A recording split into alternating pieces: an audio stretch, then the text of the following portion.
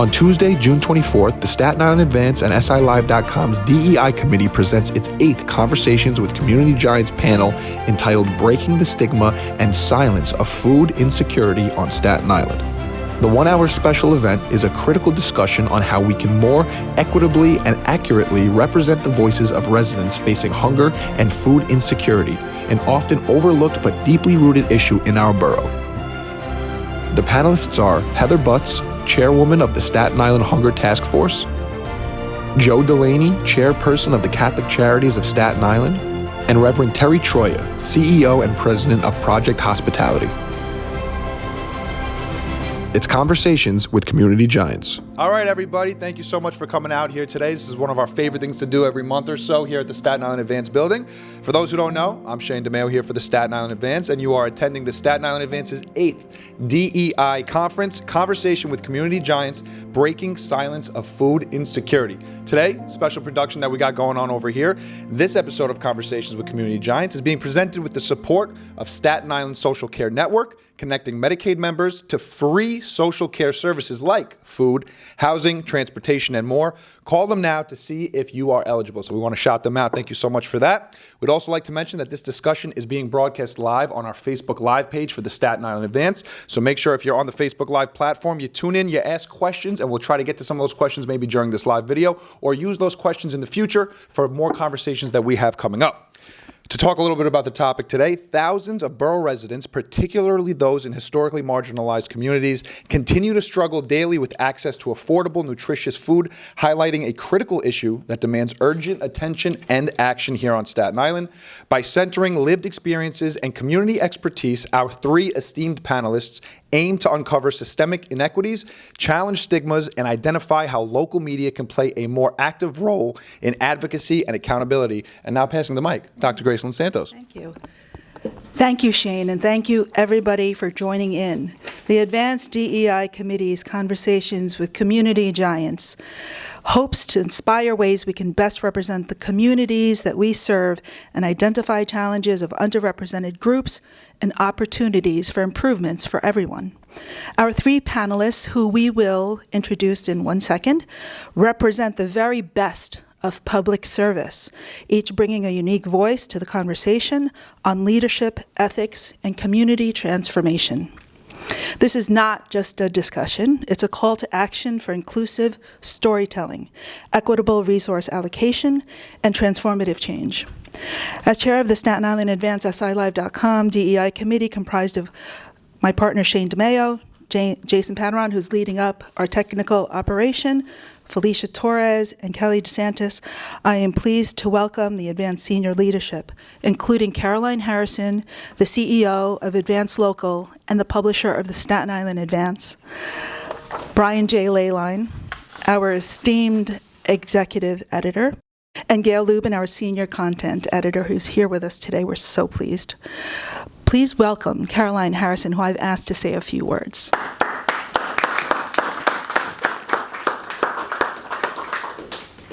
Thank you, Gracelyn. Thank you, Shane.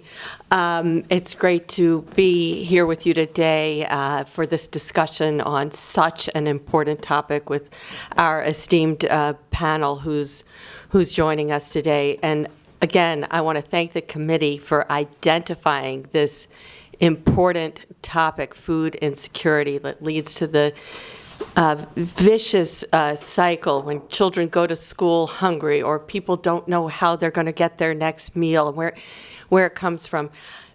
I got to admit, I'm standing here a little hungry right now. I have had a super busy day. I haven't had time to eat lunch.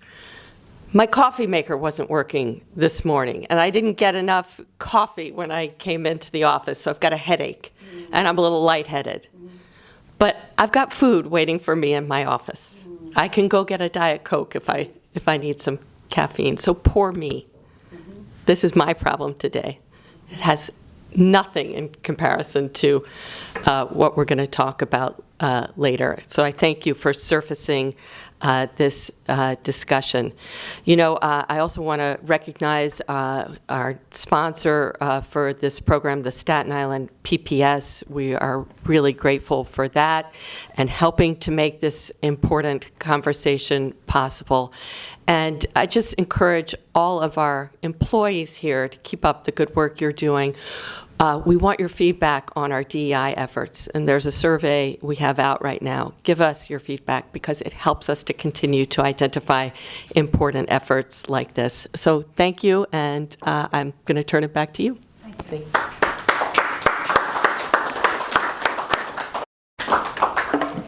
Thank you very much, Caroline. Appreciate that. Let's get to the panelists. What do you think, right? They're the stars today. Today's panelists are three of Staten Island's prominent leaders and extraordinary individuals whose lives are defined by service, leadership, and a deep commitment to community, as Dr. Graceland Santos said. First off, we can get a round of applause at the end. Heather Butts is a nationally recognized educator and public health advocate who combines academic excellence with hands-on impact through her nonprofit, the acronym HEALTH for Youths, empowering thousands of students each year. Please, a round of applause for Heather Butts. Next up, we have Joe Delaney, a retired Deloitte. Did I get that right? Deloitte. I thought I pronounced it wrong every time I did the intro for him. Deloitte managing director, has spent over 4 decades championing volunteerism, founding the Bread of Life food drive, and serving countless charitable causes, earning more than 30 awards for his tireless work. Joe Delaney, everybody. And last but not least, Reverend Dr. Terry Troia, a lifelong advocate for the homeless and hungry, has led Project Hospitality for 40 years as its president and CEO while ministering to her community with compassion and wisdom. Reverend Troia is also an advanced woman of achievement. Please, lastly, Dr. Terry Troia. And Graceland, here we go. Getting to some questions soon. Okay. The Staten Island Advance, SILive.com, recently analyzed data from the 2022 U.S. Census Bureau and the American Community Survey and the 2023 Centers for Disease Control and Prevention's places local data for better health, and found that areas where a higher percentage of residents rely on government assistance to afford food have higher rates of various health conditions that stem from a poor diet. The data also shows that the Staten Island zip codes with the highest percentage of residents receiving Supplemental Nutrition Assistance Program, also known as SNAP benefits, an indication that they're struggling to afford food, typically have higher rates of obesity, diabetes, and high blood pressure. That trend, with few exceptions, persists throughout our borough, with economically disadvantaged communities struggling more mightily with nutrition-related conditions. So let's get into this very important conversation. We'll start out with Heather Butts, and we can go down the line. Whoever would like to comment, please. We are welcoming your thoughts and your wisdom. Heather, how would you describe the current state of food insecurity on Staten Island, and are there particular neighborhoods or populations most affected from your point of view? Right.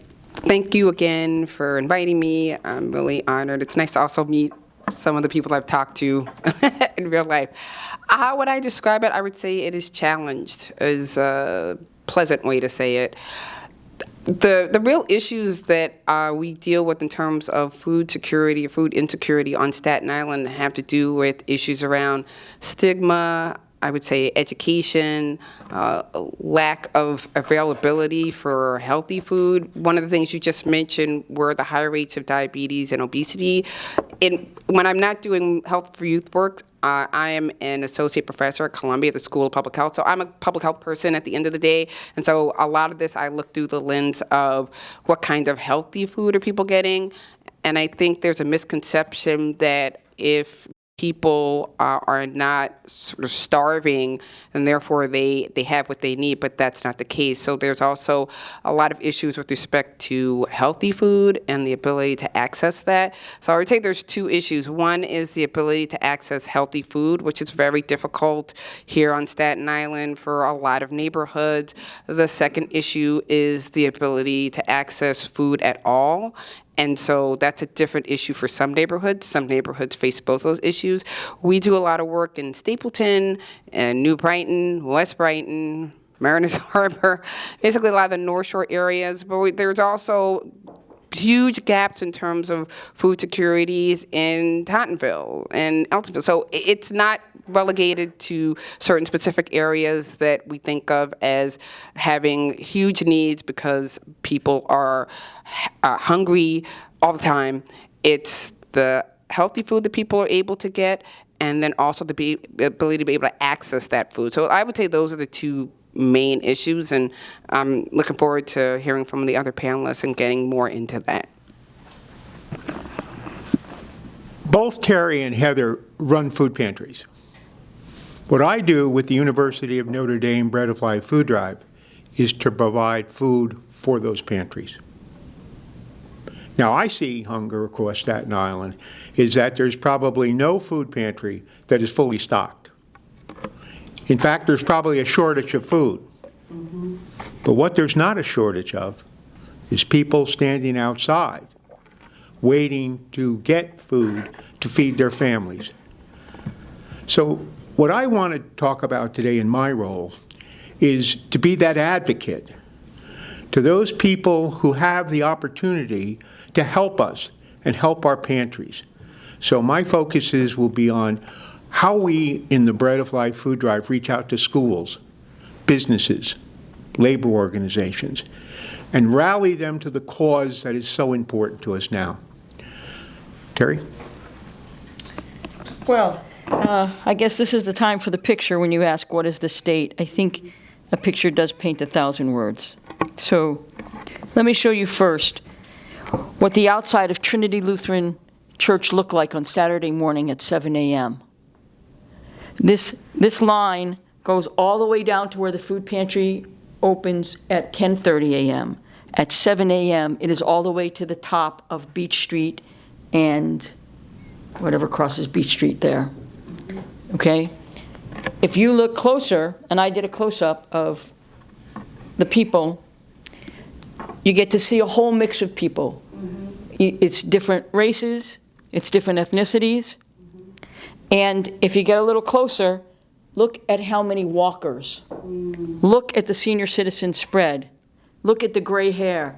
These are all walkers lined up along with people's little carts that they put their food in. This is 7 a.m. on a Saturday morning. And that, I think, really actually gives you a picture of what the state is. Food insecurity is not knowing where your next meal is coming from. And for people who don't have enough money for food, car fare eats first. Gas bills eat first. Medicine eats first. Children's school clothes eat first. Electric bills eat first. Rent eats first. By the time you feed all of those parts of your life, there is very little left in the refrigerator. I was in the apartment of a 92-year-old woman this week who gets Meals on Wheels. The only thing in her refrigerator were the little tiny milks that you get with your Meals on Wheels. There was no other food in that apartment at 92 years of age. There's no dinner for that lady every night. There's just the lunch delivered and the sandwich that comes after it.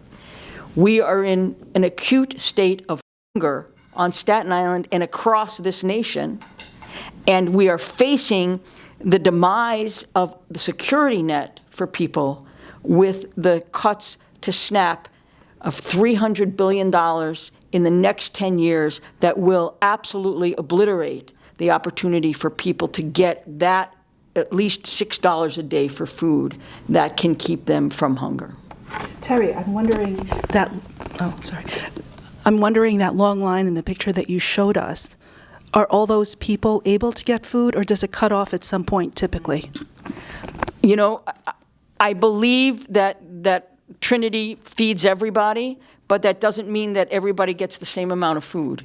You know, as things whittle down, you end up giving less food. Last week, for the first time, we didn't receive our full delivery of vegetables from City Harvest. I'm not sure what happened, but instead of like 6 pallets, 2 pallets came, and there was no food left by Wednesday, no fruit left, and it was a fight to the finish. And we were parsing out 3 and 4 apples to people, and that's all that we had to give them in terms of any level of fresh produce. I hope I hope it was a glitch and not a sign of things to come. Can I make a quick comment about that too? So with Health for Youth, we have a monthly fresh food pop-up pantry, One Clyde Place, Staten Island. And at first, for the first couple of years, it's been plugging along, and we don't have that many people that come to it. The last 2 months we just did it a couple of days ago, and it starts at 9 o'clock. We had people waiting there at 8 o'clock because we usually set up before. There were people there at 8 a.m. waiting for the 9 a.m. pantry. That I have never seen before at our pantry.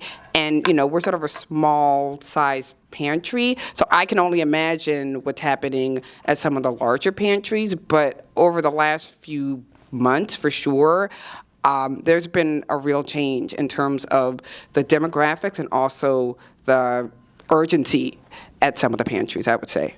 That kind of segues right into our next question that we had here. Okay. You brought up 2 months kind of as your timeline, Heather, and maybe it's since the pandemic. We're not sure, but maybe we can get feedback from all of you. Have you seen that demand for food assistance over the past few years, few months? Why do you think that is? Is it inflation, again, pandemic issues, governmental issues? What's your take on that? So in March of 2020, I was in a classroom physically still and doing an exercise in class, and a group of students said, wouldn't it be an interesting idea to bring fresh fruits and vegetables to a corner store in Staten Island? One of the students lived in Staten Island. I said, that's a great idea. The next week we weren't in class because COVID. But we decided to go forward with the program, which we called the Clementine Collective. And in April of 2020, we started this project to bring fresh fruits and vegetables to bodegas, one bodega in Staten Island. That turned into, we're now up to 19. Most in Staten Island, a few in Washington Heights. And the need that we saw with people, and we don't just do clementines, we do, eggplants and apples and all sorts of different things. But over time, since COVID, through that one project, we've seen the utilization of those clementine collectives go up exponentially. Is that a product of COVID? I mean, part of it could be. I'm sure Terry and Joe have some other thoughts. But definitely when we started it during COVID, the need for those clementine collective stands just kept growing and growing, and we just couldn't keep them stocked. I think the greatest impact I saw, and I can make it as simple as possible, that in 2020 when COVID hit, many people that donated to the Bread of Life food drive then became recipients of food from food pantries. Economic conditions, unemployment, it had a direct impact. And we're also overlooking at times the people we call the working poor. They have jobs. They may have 2 jobs. But as Terry said, they don't have enough money to get to the food because they first have to pay the rent, the gas, the car bill. There's a lot of things that are there. But that was the biggest impact I saw. Terry? 31% of all people on food stamps, SNAP, in the state of New York are children. 30% are senior citizens. So that's 61% of SNAP goes to children who can't earn a living and goes to senior citizens who are on limited income. The biggest factor that I believe that is driving people to the food pantry is the rising cost of housing. People are paying $1,700 for a single room with shared bath and maybe with kitchen facilities. $1,700. 3 years ago, that would have been $900, maybe. Okay? And people can't afford that. People are doubled up, tripled up living in apartments. I see families, one family in the living room, one family in the bedroom, one family in the other bedroom, just to split the rent. And you create dangerous conditions when you pile family upon family upon family in an old apartment building or in a 3 or 2 family house. But the driver is the housing. That is behind it, because you got to pay the rent to have a roof over your head, to have a kitchen to cook your food. And we don't deal with the housing issue. We don't have the level of subsidized affordable housing that other boroughs have. We're not building it. It's and it's considered an anathema to talk about it. And so people get iced out. And that's why you have families that sometimes live in cars, and you have families in trailers. Look at your cemeteries at night. You see a trailer in front of a cemetery? That's a family sleeping in the trailer because they use the cemetery for a bathroom. Just go along the West Shore and you will see trailers where families are living. Now, technically, and you can maybe live like that, but there are some laws, and if you follow the community, 121 community police precinct had meetings last year because there was a trailer in the West Shore, and people were trying to get the trailer and the family out of there. Nobody was saying, why is this family living in a trailer? Everyone was measuring the trailer to see if it fit a law that they could force the family out. And eventually they did. And the victory was getting the family out of the trailer. But the victory should have been finding them affordable housing. You push them out, and then they go from a trailer to a car. Last year, we had a family that was living in a car off of Forest Avenue, a mother and a child. The mother worked in a very large supermarket on the North Shore of Staten Island as a cashier. She didn't want to go to a shelter in the Bronx because she was going to lose her job. So she went to three intermediate schools on Staten Island. I got the calls from the principals because they realized that she didn't have an address. And that kid who was in 6th grade, who was 12 years old, didn't have an address. And you're not allowed, it's against the law to sleep in a car with your family. You can't do that because of the child welfare issues. But this woman was being told, go to a shelter in the Bronx and lose your job at the supermarket. You lose your independence. Of course, did that kid eat well sleeping in that car? No. But would that kid eat well if that mother lost her job entirely? It would even diminish their income more. And these are the challenges that our families are faced with. Terry, if I could just follow up on what you just said with a follow-up question. On SILive.com yesterday, one of our reporters, Eric Bascom, wrote a story just on food insecurity and about the SNAP program that you mentioned to help feed families. And state officials are sounding the alarm that President Trump's one big beautiful bill could cut off access for some of the borough's most vulnerable.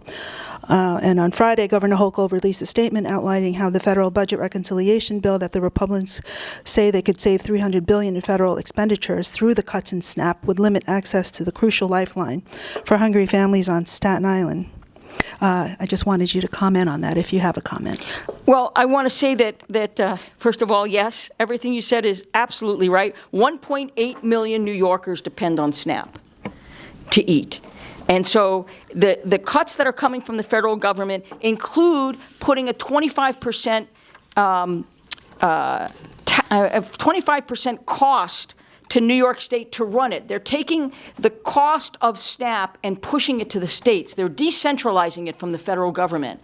So when you do that, the state takes on the burden of now totally administering the program. And it's going to cost New York 25% more. So of the money that New York gets, 25% of that is going to go to trying to manage the program, where the federal government, up until now, took responsibility. The feds are just passing the buck, or very little of the buck, onto the states. And so that's a major issue. And then they're adding work requirements to SNAP. So you have to work to eat. And in order for you not to work, you have to prove that you have a disability. Let me tell you, it takes years to prove that you have a disability, especially if somebody has a psychiatric disability or a developmental disability. By the time you get a letter from Social Security that acknowledges your disability, it could be 2 years down the pike. You got to get to doctors that do certifications. So there are a lot of people that look able-bodied but are carrying disabilities that are not visible. And as a result, they're the ones that are going to be hungry in the street. And that's unacceptable. Unacceptable that people could not have food on their table, could not have something to eat. That level of desperation should not exist in any American life. So we are in a desperate state. We could start with Joe in the middle for this next one.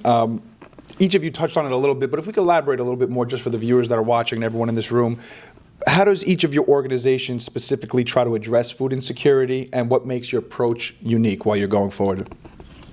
Well, again, as I said, I don't run a food pantry, but my idea is how do I help advocate to collect food? In 1992, the University of Notre Dame was 150 years old, and Father Ted Hesburgh asked the alumni clubs around the country, do a service for your community.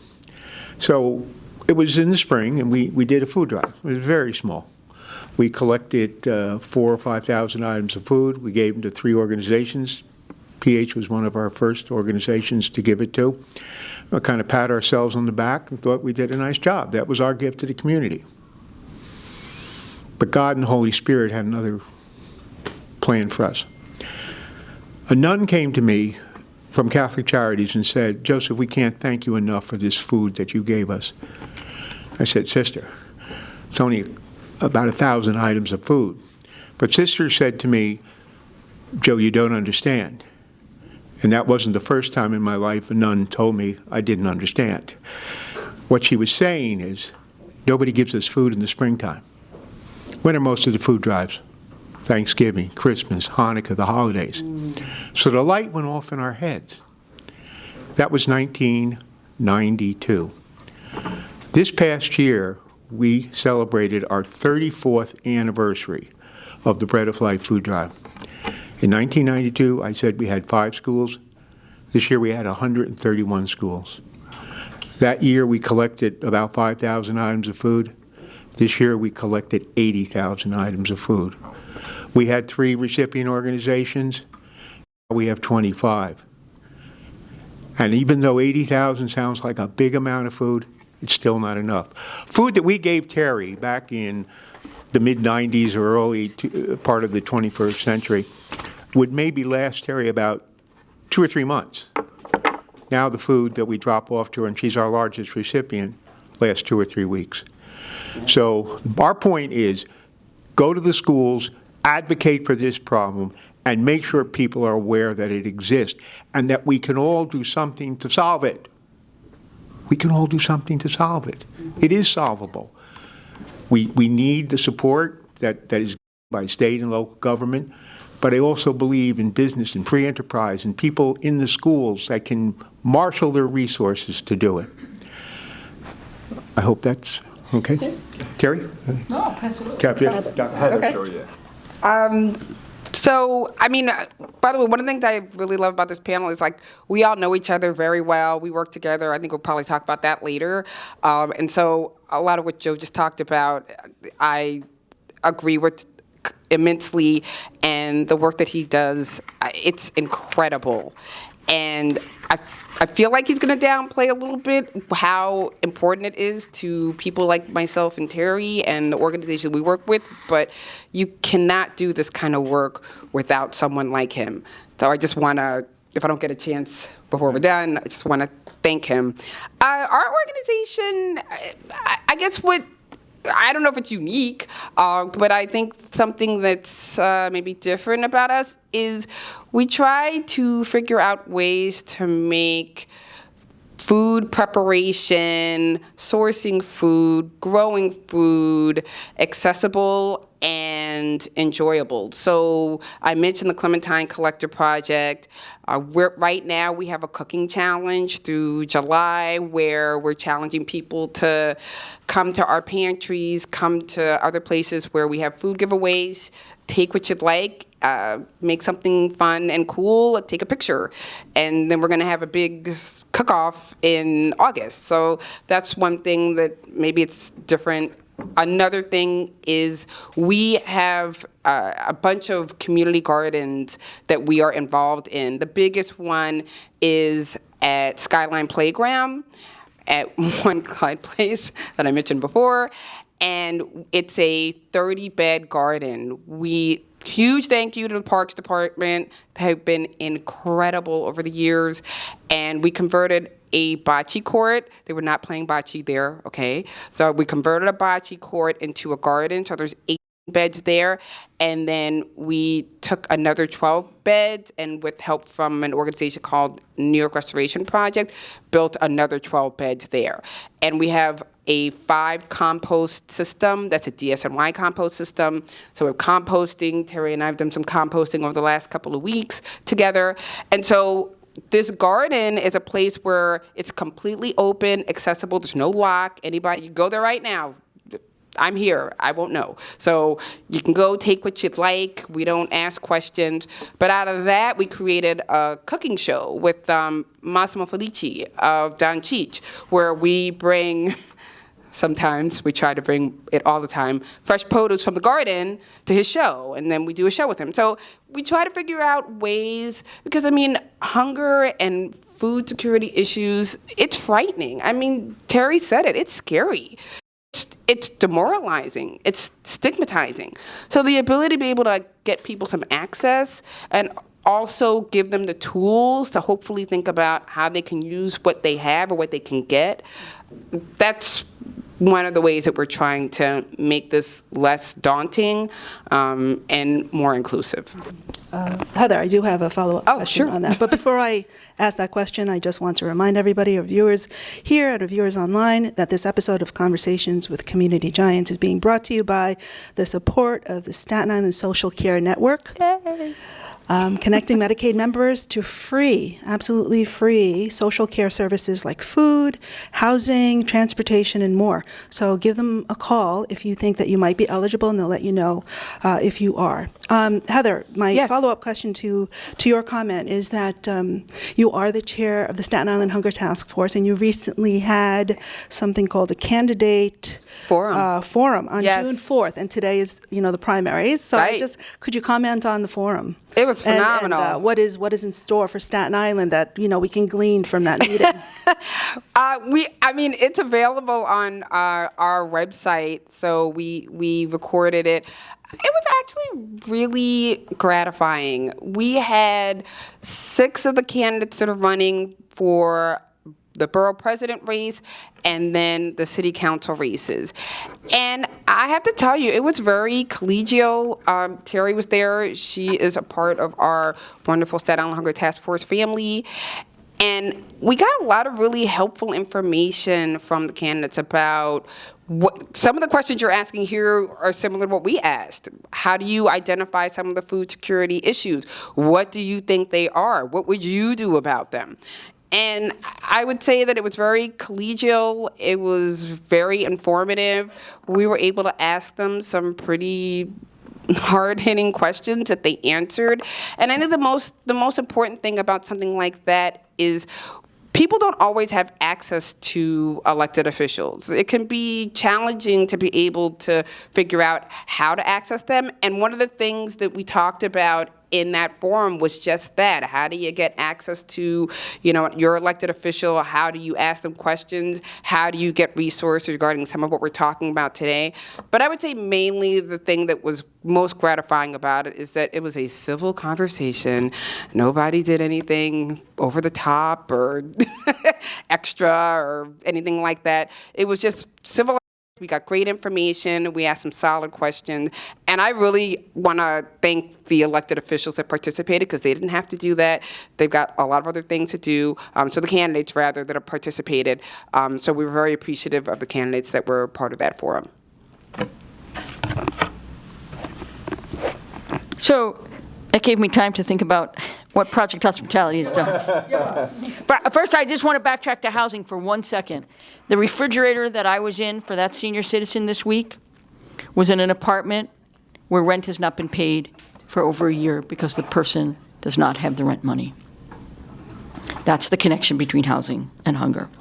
So Project Hospitality has done some creative things over the course of our decades, 40 decades of serving Staten Island. One thing is that we opened a help center in 1991 in a storefront in Port Richmond with the keys given to us by Paul Prosky, who came and knocked on our door and said, "My wife told me to give you these keys."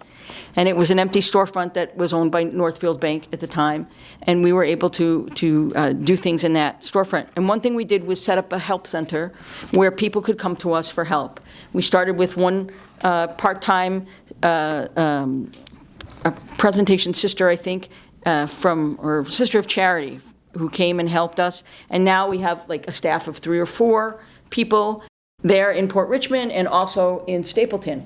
And you come with your issue of needing food, and we try to unravel what we can do to help you beyond just the food. Like, how are your finances going? We provide financial counseling. We connect people to pay their taxes so they learn how to get their earned income, the child tax credit back. So that helps their household. How do you get screened for disability? How you apply for Social Security disability or SSI? How you get health insurance to stay healthy, which is a part of the issue of hunger and health. So we've created these help centers. They're primarily funded by the Robin Hood Foundation and City Council money. And this really helps connect people to build a structure of support in their lives. We can't hand people affordable housing, but we can help them raise their income in a little bit to be able to afford that housing. The other thing that we did that was pretty creative in 1997 is that we had the pastor of St. Mary's of the Assumption Church, which is no more. His name was Father Bill Harder, and he knocked on our door. We moved to Port Richmond in December of 1996, and on December 1st, the first day we were there, he knocked on the door and he said, "We have poor people standing for work in the street, and they don't have coats, and they don't have hats, and they don't have gloves, and it's cold out. Can you help me?" And that became a partnership which led to the development, the birth of El Centro del Inmigrante, the Worker Center, which is now still in existence, is a separate not-for-profit, but in relationship to us, where we teach people how to get better jobs. We do trainings there. The center does OSHA trainings and gets people certified. When you have OSHA training and you have OSHA certification, you can get a better job in construction. And when you can get better jobs, when you learn English and you can speak English in the workplace, you will up your income. If there's no other way to help people, it's at least to try to be able to give them a leg up in order to be independent and to be more economically secure. And that's a structural change to a person's life, to a family's life, and hopefully that brings you to a family that may not need a food bag because you've given them a leg up to a job with more security. And the last thing that we did is we were the founders of New World Prep Charter School. Because a big piece of the answer to poverty is education. If you can take kids that come from very low income families, which our families at New World Prep School are all extremely poor. It is an entire school of children of color on the North Shore, and get them to the better high school and then get them to college, you will empower those children to be at a higher economic level at the age of 21. So education is also a pathway out of poverty. And I think Project Hospitality, making those strides in starting those projects from intense labor training to getting people all of the benefits that they can get under the law, to having the education to get out of poverty that way, creating those avenues out of poverty is the way that I think we have creatively and sustainably been able to help people impoverished here in our island. We have a bunch more questions we want to get to, but usually we wait till the end for people to ask questions in the newsroom. So we're going to try to get to some earlier today so we can get some questions. So anyone with any questions here in the newsroom before we cut you off at the end, we're looking for a show of hands before I make Graceland pick somebody. So here we go. Do we got anybody here that wants to say anything? In the back, here we go. This is where I get to walk around with the mic, everybody. Here we go. Coming around. Thank you. Thank you so much. Thank you for coming in today. This has been such a phenomenal conversation. So I'm a recent grad from college, and I don't have a lot to give back monetarily, but I do have a lot of time. So what are some actionable things that I can and people like me can do to help out in any way that we can with this issue? We'll go. Ladies first. Oh, thank you. I have so much to say about this one. So first, congratulations. Thank you. And so I would say it a little bit depends on what you'd be interested in doing, right? I would say that sometimes nonprofits get so excited about somebody that wants to volunteer that they sort of bring the person in the fold and kind of just throw things at them and hope something sticks. But I think it's sometimes maybe we need to do a better job of being more intentional about how we utilize volunteers. And if volunteers come to us saying, I would like to do A, B, C, or X, Y, Z, or I'm not really into this, or I'd like to do that, then that can be helpful too. I can just speak for both the nonprofit I run and the work we do at the Hunger Task Force, that there's everything from data analysis to boxing up canned goods. I mean, I'm sure Joe will have something to say about that, to helping with picking vegetables. I'm one of a set of triplets, and my sisters, Sid and Sam, have been really helpful. And they're both physicians or surgeons doing their thing, living their lives. But they have both helped out in the nonprofit that I run, everything from bagging up boxes to helping to harvest to helping with analyzing data for pantries. So I would say there is a ton that can be done, and I would start by thinking about what do you really like to do, what do you less like to do, and then seek out organizations that are doing that work. There's not a shortage of need, for sure. And then if you like it and you find it interesting, I'm sure those organizations would want you to get even more involved. But as for us, we would love your help. So, Thank you. I come from the corporate world at Deloitte, and one of the things I was most proud of was the firm sense of corporate social responsibility. What I would talk to you about would be, and young friends, recent college graduates, if you're employed at a big firm, a small firm, a business, practically every company in this country is trying to get into corporate social responsibility. Help drive that. You can go down to Terry, you can volunteer with Heather, you can come to me and help box foods on Saturdays, and that's more than welcome. But what I'd ask you to do is look at the companies you work with, the friends you have, the associations, and get them to be inspired to say, this is a real problem. This is something we can do. And a lot of times, collecting food isn't like writing a lot of checks. It's easy to write a check. And please do write a check for Project Hospitality and the Stapleton Housing. But more importantly is, think creatively a way of having, at Notre Dame, we kind of like to watch football games. Every time we watch a game on Staten Island, we have what we call a game watch. And we bring in food so that, obviously we're praying that Notre Dame will win if we make the donations of food, but more importantly, the idea is the food is there that we can bring down to Terry, we can bring to Stapleton Housing. But try to get involved on the corporate side as well, as opposed to just going to a not-for-profit.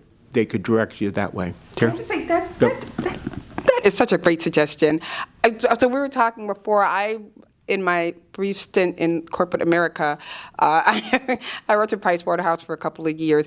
And I mean, these places have so many programs that are give backs and volunteer days. And if for some reason they don't have them, I'm sure they'd be more than happy to help you organize that. So for others out there who might be in part of, corporate America, or they don't feel like they have a lot of time, so how do you do that? I would definitely also see what your organization is doing, and if they're not doing it, see if you can get some of your colleagues together to be able to band together, because that's sustainable. And, long after you may have left the organization, that will remain. And so I think that's just a beautiful, wonderful suggestion, and that has sustainability to it.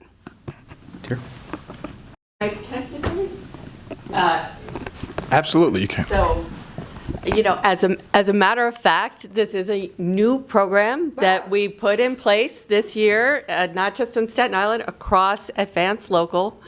It came out of some of these surveys that employees filled out, and a recommendation that came out of that. We have now a community service day, paid time off, and thank you for the challenge, Matea. Now it's a great challenge. Let's do it and get behind it and figure out, what to do. So, That's awesome. Yeah. That's great. Thanks.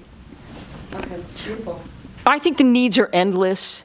I see the needs as endless, and I think from a community perspective, being able to do local fundraising, I'm amazed at how many restaurants we have on Staten Island and how many people go out to eat. And I think if we could just somehow organize a dine out with your friends, and where maybe you make a commitment, not to do that second drink and throw it in a jar and bring that money down. I've always wanted to organize the bars on Staten Island when it comes time to, what do they call it when they have that big football game? The Super Bowl? Super Bowl, right. I blanked, had a senior moment. Thank you. So I've had this fantasy of doing like Super Bowl, SOUPER, in the different bars, and putting jars out, right? Because as people drink more, they might be more generous. I don't know how that works, but if people could be creative to do community fundraising for us, that would be really helpful, because that builds, and you then start to build a relationship with other people who never thought about giving a dime to a charity to feed people. And that begins to grow relationships, and that's really very important for the kind of work that we do, to have those relationships in the community. And one person can't do that. I can't do it, and other people in our agency, we are totally exhausted at the end of the day. Sometimes the day doesn't ever end. I mean, there's picking up bread on the weekend and running out to the South Shore, and sometimes you just don't get there in time, and the bread gets given away, and you say, oh wow, I just lost 60 loaves of bread, and that was going to soup kitchen or food pantry. And that's like really, there are those kind of tasks that can be done, and bringing together people to do a task together is really helpful, especially if people can take it on themselves. South Richmond High School comes 3 times a week to us, and they are fabulous, because you talk to one teacher, she's got the message, and she gives it to the students, and the students got a lot of energy and a lot of oomph, which I'm losing my oomph as I head towards 70, and they can move boxes, and they can pack things, and they can unpack pallets.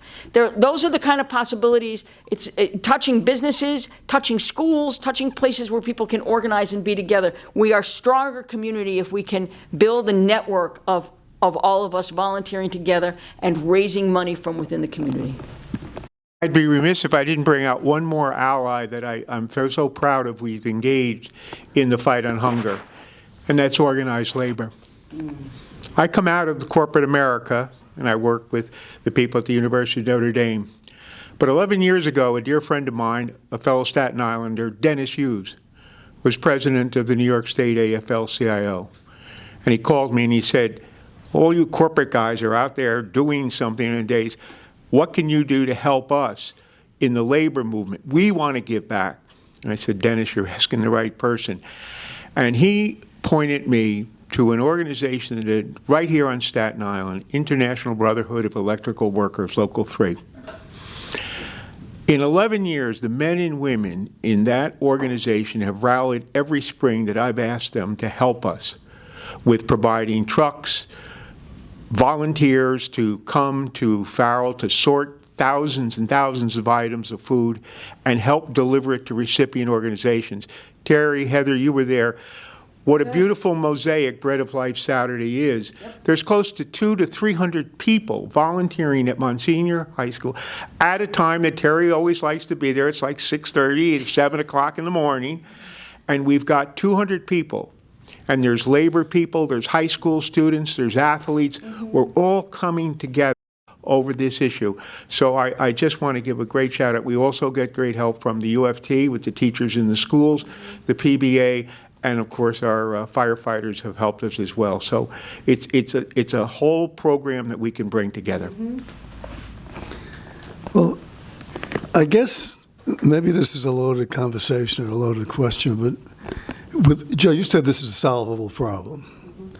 And all these things that you're doing and all these things you're going to, but what are we missing here? You know, if this community wants to mobilize against something, or to get something that will. So if we don't want migrants in the St. John's Villa, we mobilize. Now there are no migrants there. If we didn't want a NASCAR track, we mobilized. What are we missing here? Because maybe I'm part of the problem, because I have seen these lines you've talked about. I've talked to the staff about it. But what have we done about it? So where is the leadership here on an island-wide basis to mobilize against this problem and to fix this problem? I'd like to briefly comment and then turn it to Terry and Heather. What I'd love to see, Brian, I'm also a student of American history, I would love to see a Marshall Plan. For those of history, we rebuilt Europe after World War II. And part of that rebuilding was feeding people who were hungry. But I'm not just talking about giving the government the responsibility for this. What are they going to do for us? They can be a component, but probably on a local, state level better. But like I said, there's enough corporate leadership, organized labor, students, faith-based organizations. This problem is staring us right in the face. And if all of us could come together in a coalition to help bring the resources we could, materially, of finance, of donations of food, and coordinate with Terry and Heather, that would be.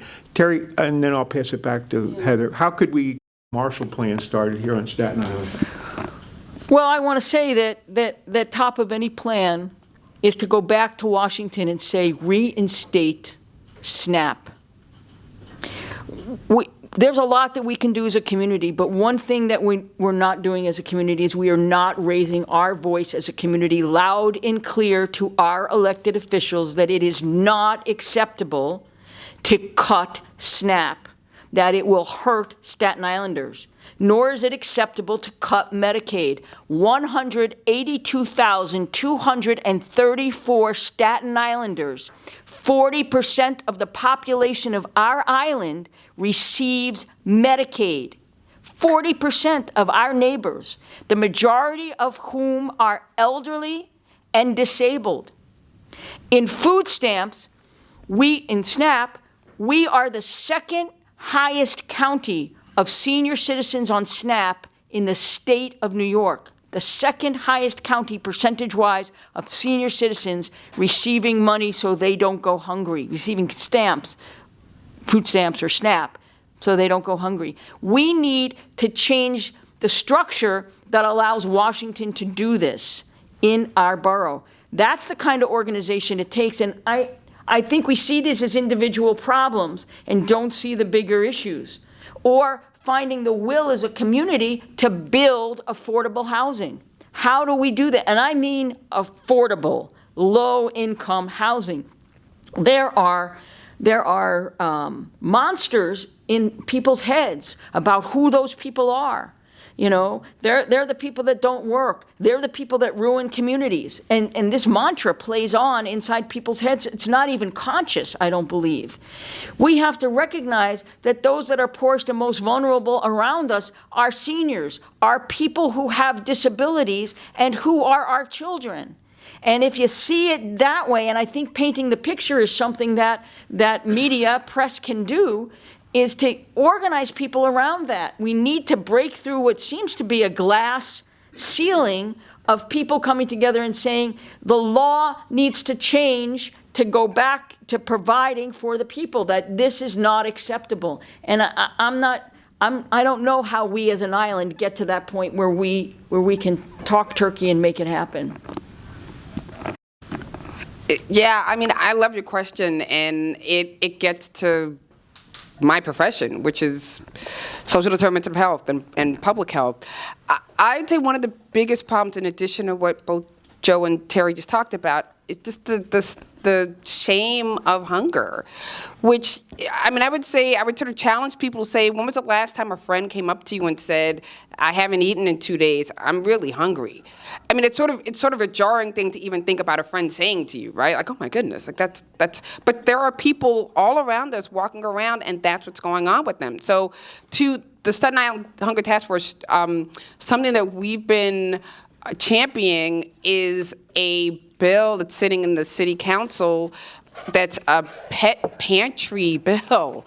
And it's really actually kind of incredible. It's a hyper-local bill, but basically it's to get a pet pantry somewhere in New York City because people will spend money on their dogs and cats and pet iguanas and snakes before they'll buy food for themselves. So that might not seem like a huge thing, but the thought that somebody might go hungry and they're going to make sure that their cat is fed, that is real. So I think the shame and stigma of people not feeling comfortable to say, I'm hunger insecure and I don't know where I'm going to get my next meal, that is real, and we need to figure out how we're going to deal with that. If we can deal with the fact that people do not feel comfortable to talk about their food security issues, I'm not sure where we're going with the issue because people don't feel comfortable doing that. That's a problem.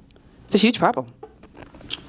Amazing feedback. Thank you so much for that, for the panelists and all the questions we just got here from this room. We have a few more minutes left to go. I want to make sure I say one more time thank you to our sponsor for this video that we have here today. Again, this episode of Conversations with Community Giants is being presented with the support of Staten Island Social Care Network, connecting Medicaid members to free social care services like food, housing, transportation, and more. Call them now to see if you are eligible. I guess I just really wanted to say one last thing before we turn it over to Graceland to wrap it up here, but it's such a selfless endeavor to me for what all three of you pursue on a day-to-day basis. If you could quickly, as you could, sum up what it means personally for you to go after this. Obviously, it's professional, but personally, what does it mean to know that you're fighting this fight every day? It goes back to kind of what I was saying to your very impactful question, which is that this is a problem that is deeply entrenched and embedded in the fabric of our society. And it's going to take a sea shift to be able to deal with how we look at hunger, how we talk about it, how we face it, how we try to solve it. I do think it's solvable, but it is something that is embedded in the fabric of our society. But I'm here for it. So I'm exquisitely honored to have been invited today to talk about this. I think we need more of these conversations. I think we need to think more about how we tackle this issue. And the more we can raise awareness so people don't feel shamed that they are hunger insecure, I think the closer we get to something that looks like a solution. So I'm honored to have been here, and I thank you all for inviting me. And I'm honored to be on this panel with the two of you. Thank you. Sentiment is the same. My involvement is as simple as my faith. I have to realize one day I will answer, what have I done for the least of thy brethren? And I hope that the work I've done in this area and many other volunteer activities, but especially this area, and we take the name of our program, the Bread of Life Food Drive, is extending that life to all people. So thank you for the privilege and the honor to be here. And I just hope we can take our good ideas and most of all our good intentions and let's make it work. This problem has been shoved under the rug too often in our country, going back decades. Let's see if we can follow it now. Jerry? I'm very grateful and thankful for the Staten Island Advance, which is really, you are the leaders of our community. You are the voice of the people in print and in so many other venues. If we didn't have you, there would be no shouting heard. So the role that you play is very pivotal, and I am very grateful that you've allowed us this opportunity to be with you today and to carry this message beyond this room. Thank you so much. Really appreciate it. Well, thank you so much to our esteemed panelists, Heather Butts, Joe Delaney, and Reverend Terry Troia. We owe you a deep debt of gratitude for taking the time out of all the good work. You're all doing God's work in our community. We have all seen it firsthand. I have seen it firsthand. To Caroline's point that there is an advanced local initiative that's been kicked off for the day of service. I've already been talking to Terry, and certainly we can make something work. If anybody has any ideas of how we can give back to the community as a group here at the Staten Island Advance SI Live, please reach out. And I want to thank Shane DeMeo, the DEI committee, our publisher, our executive editor, and our senior content editor for allowing us to have this platform to be with you for at least an hour, and hopefully the conversation extends beyond this. So thank you very much, and let's give them a round of applause for a wonderful, wonderful discussion.